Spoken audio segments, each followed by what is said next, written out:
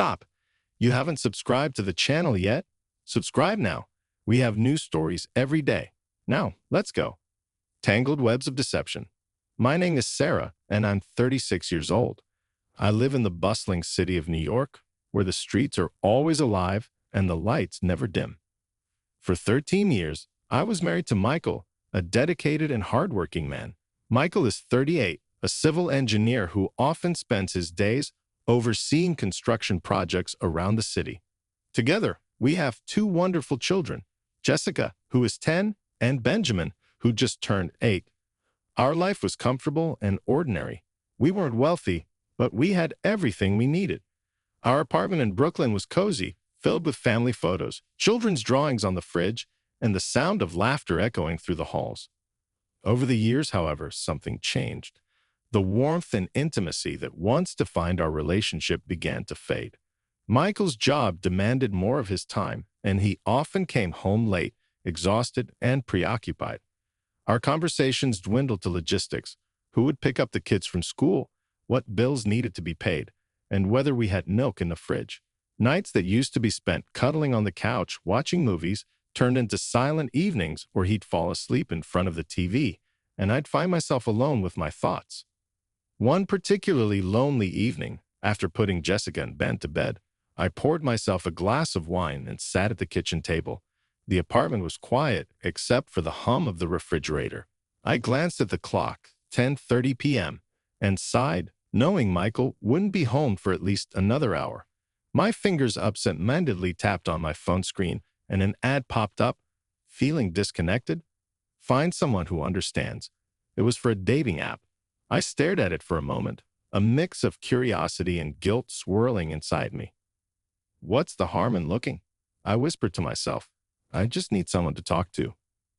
Before I could overthink it, I downloaded the app and created a profile under a pseudonym, Lonely in NYC.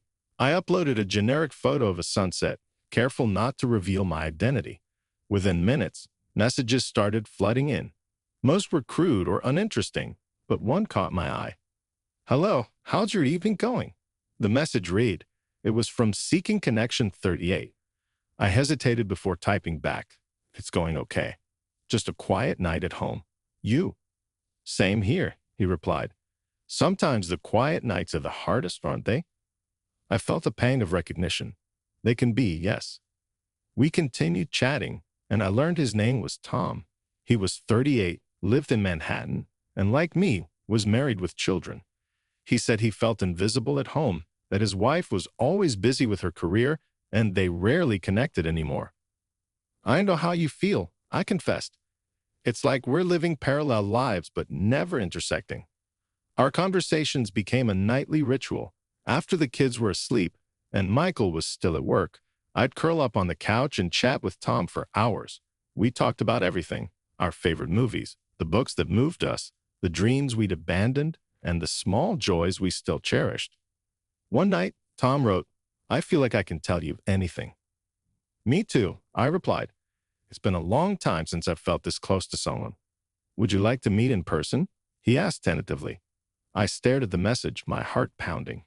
I knew crossing that line would change everything, but loneliness and curiosity got the better of me. "Just for coffee," I typed back. Nothing more. We agreed to meet at a small cafe in Greenwich Village, a place tucked away from the main streets where we wouldn't run into anyone we knew. As I approached the cafe, my hands were shaking. I spotted him at a corner table, a tall man with sandy brown hair and kind eyes. "Sarah?" He stood up as I walked over. "Tom," I smiled nervously. "It's so good to finally meet you," he said, pulling out a chair for me. We sat and talked for hours. In person, the connection was even stronger. He was attentive, funny, and made me feel seen in a way I hadn't felt in years. As we parted ways, he said, "This was really nice. I'd love to do it again." "Me too," I admitted. Our meetings became regular, once a week, then twice, then whenever we could steal a moment. Coffee turned into lunch, which turned into dinner, which eventually led to evenings in a hotel room. I knew it was wrong, but I felt alive again. The guilt was there, nagging at the back of my mind, but I pushed it aside, telling myself that I deserved happiness. At home, Michael seemed oblivious. One evening, he came home earlier than usual, carrying a bouquet of roses. "What's this for?" I asked, surprised.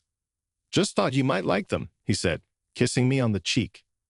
"Thank you," I said softly, feeling a knot of guilt tighten in my stomach. "Maybe we could have dinner together tonight? Just the two of us after the kids go to bed," he suggested. "I'd like that," I replied, forcing a smile. That night, we shared a meal and talked like we hadn't in years. He told me about a project he was excited about, and I shared stories about the kids. For a moment, I wondered if we could find our way back to each other. But the next day, Tom messaged me, asking to meet. I couldn't resist. Our affair continued, and I became adept at juggling my double life. I scheduled my days meticulously to avoid arousing suspicion, but living a lie began to take its toll. 3 years passed this way. 3 years of secrets, stolen moments, and mounting guilt. Jessica and Ben were growing up fast, and I missed so much while being consumed by my own drama. One afternoon, as I watched them play in the park, Jessica turned to me and asked, "Mom, are you happy?" The question caught me off guard. "Why do you ask, sweetheart?" "You just seem sad sometimes," she said, her eyes filled with concern. "I'm fine," I assured her, hugging her tightly. "Don't you worry about me." That night, I told Tom I needed some space. "Is everything okay?" he asked. "I just need to focus on my family," I explained. He was understanding. "Take all the time you need. I'm here if you want to talk."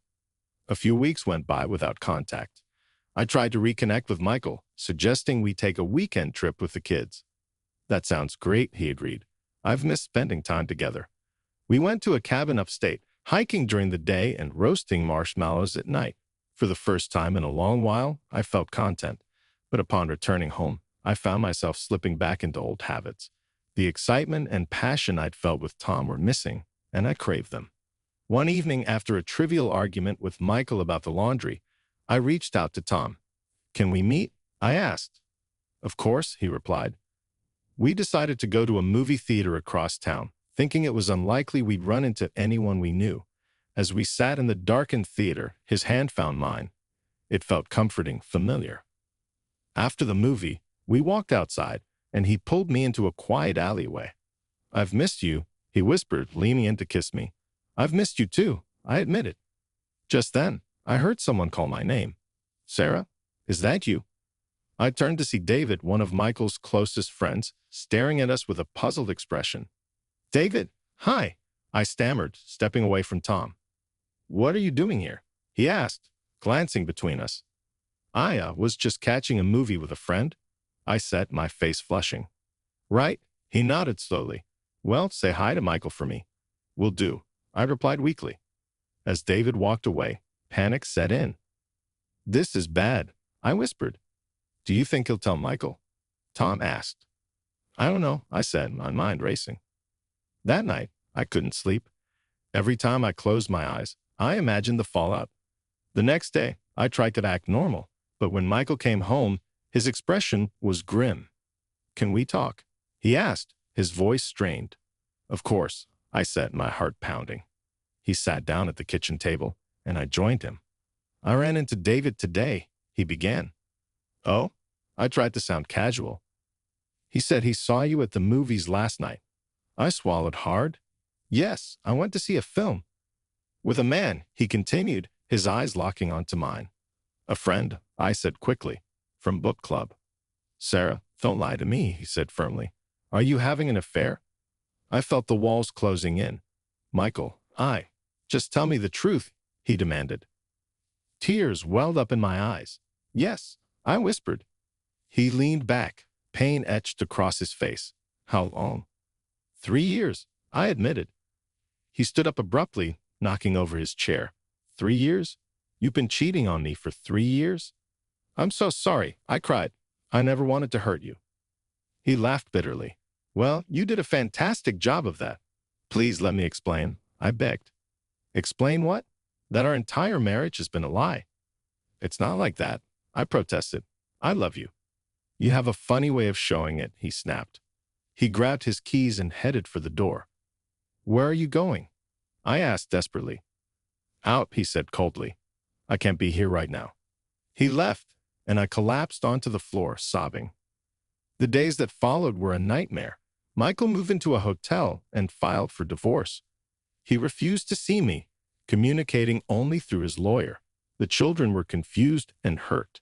"Why isn't Dad coming home?" Jessica asked. "Did we do something wrong?" Ben chimed in. "No, my loves," I assured them, holding them close. "Your dad and I just need some time apart." I reached out to Tom, hoping for comfort, but he was distant. Michael found out. I told him over the phone. "I'm sorry to hear that," he said flatly. "I could really use a friend right now," I pleaded. "Sarah, I think we should stop seeing each other," he replied. "What?" I was stunned. "This has gotten too complicated," he explained. "I need to focus on my family." "But you say it." "I'm sorry," he interrupted. "Goodbye." He hung up, leaving me alone with the wreckage of my life. Weeks turned into months. The divorce was finalized, and Michael was granted primary custody of the children. The apartment felt empty without their laughter. I tried to rebuild my life, but the guilt and loneliness were overwhelming. One day, while grocery shopping, I ran into Michael and the kids. Jessica ran up to me. "Mom, we missed you," she exclaimed. "I missed you too," I said, hugging her tightly. Michael approached cautiously. "Hello, Sarah." "Hi," I replied softly. "How are you?" "Doing okay," he said politely. "Could we maybe talk sometime?" I asked hopefully. He hesitated. "I don't think that's a good idea." "Please, just for a few minutes," I implored. He looked at the kids.